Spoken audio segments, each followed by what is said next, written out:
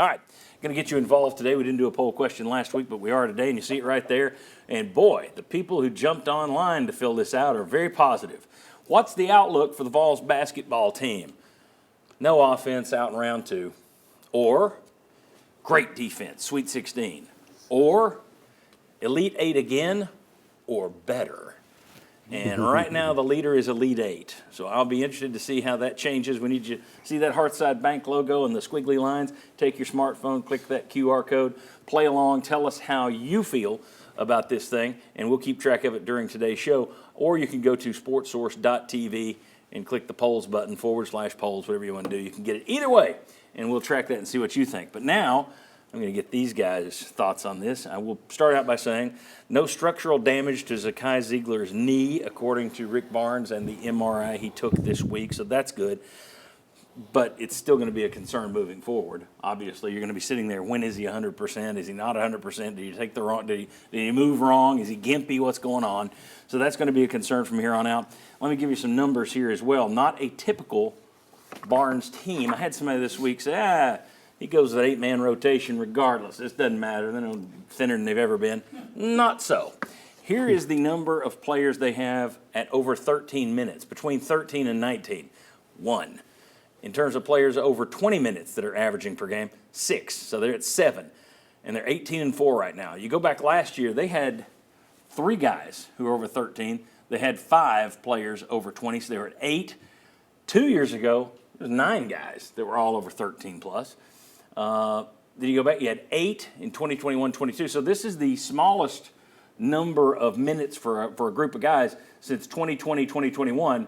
And if you look, they were 18-9 that year, and that's the year they lost in the first round to Oregon State. Not saying that it's going to be deja vu all over again, but for those who are sitting there going, he never plays anybody anyway, if you look at it, yeah, he plays more than what he's playing this year just due to roster constraints. Let's look at the next stat, and this is the Vol offense.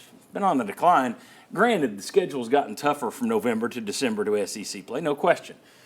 But my goodness, that is a pretty steep drop in the field goal percentage. That is a pretty steep drop in points per game from 81 to 78 to 66. That includes yesterday's game. Field goal percentage has dropped from 52% in the 7 games in November to 45% in December to 38%. And their record has dropped right along with it. Now, again, the schedule has gotten tougher. But I also think there's an element here where people have figured out what you do and how to defend you as well. Well, Tennessee in SEC games is shooting right at 30% on threes. And before the Kentucky game, I looked this up, the 4 players on Tennessee's roster that had taken the most shots, none of them were shooting 40%. All of them were in the 30s. That's not very good. Now, that's changed a little bit based on the last couple of games, but that is a concern, the inconsistency on shooting, the inconsistency on offense. This is a team that I trust their defense, I trust their toughness, and I think they really like each other. They're together. Yeah. I just can't trust them as a three-point shooting team because they were awful against Kentucky, awful against Auburn, awful against Florida.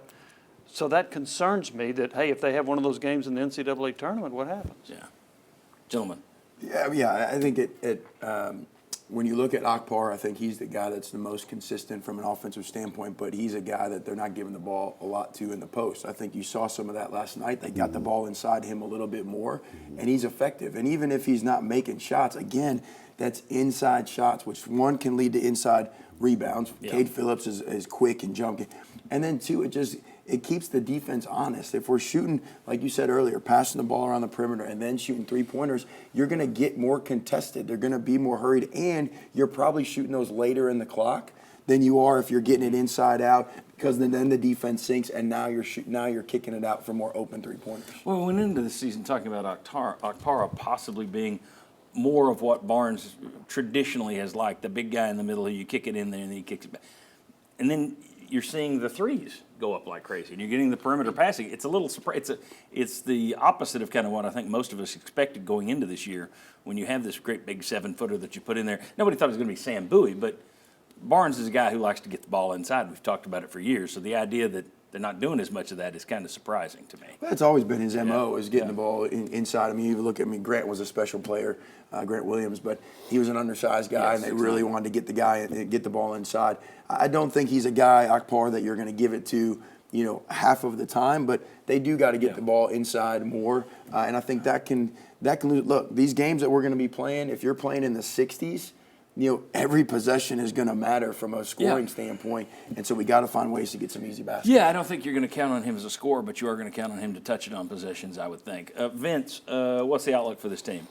Well, NCAA tournament-wise, if I gave you that, what do you? And the numbers have swung a little bit. It's getting closer to Sweet 16. Elite Eight still winning. I would still right now probably say great defense, Sweet 16, but much of it depends on matchups. No, we're just talking generic. Yeah, for sure. But that's where I would land right now. But I still think there's the potential for more. If they continue to play the right way, as we've been talking about, more of the 2-point shots, more getting the ball in the paint. It's the threat of the inside game. And more guys driving to the basket. For a while there, it was just Ziegler that would drive. And at least he would try to get to the rim. But that was an issue with them 2 years ago, where they would not drive enough. And they didn't have a threat at the rim. It was just Ziegler, but he couldn't get to the rim at times with some of the bigs. So I remember talking to Coach Polinsky afterwards. He's like, that's what we need. Well, they ended up getting it in Dalton Connect.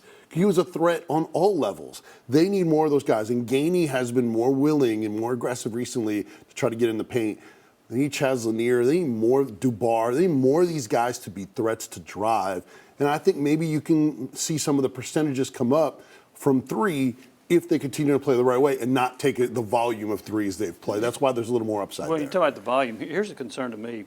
Tennessee leads the SEC in percentage of three-point attempts. They take more than anybody in the league, and they rank 15th out of 16 in percentage of two-point attempts. Right. That's not the balance you want. Well, especially when you're not a great outside shooting team. Right. Yeah. And I'm okay with shooting a ton of threes if you got a bunch of good shooters, but their shooting percentage has fallen off. I don't think you've got great shooters over there. Well, like I said, 30% in SEC games.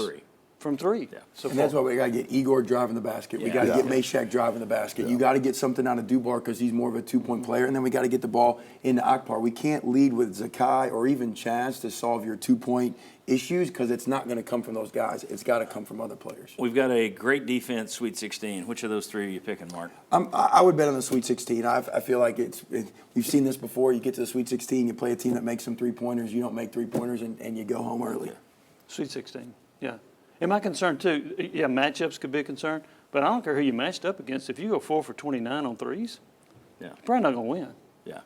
If you made me pick and I had to, if I took the second one out, you going to Elite Eight or first round? Would you go, Elite Eight or first round? Yeah, go ahead, if Mark. I took the middle one out. I'm more first round. I'm Sweet 16, but I don't see him getting past the Sweet 16 personally. But I would see they're less likely to lose in the first round because as long as we finish in the top 2 or 3 you're going to get a good draw. You'll get a good draw. Okay. Yeah. Vince, if I took the middle one out, you're going Elite Eight? Agreed, I would go. Yeah, I'd go Good Elite deal. 8. All right. If you put a gun to my head. It's a very You're just positive a show. hater. Yep. You're a hater. I'm a hater. It's a very positive show. I do this with any team I cover or the ones I pull for. It's the same thing. I find reasons you will lose. That's the way I do. All right. When we come back, Barnes said, if not for Zakai Ziegler, he may not be coaching right now. What does that mean for the future? Come on back.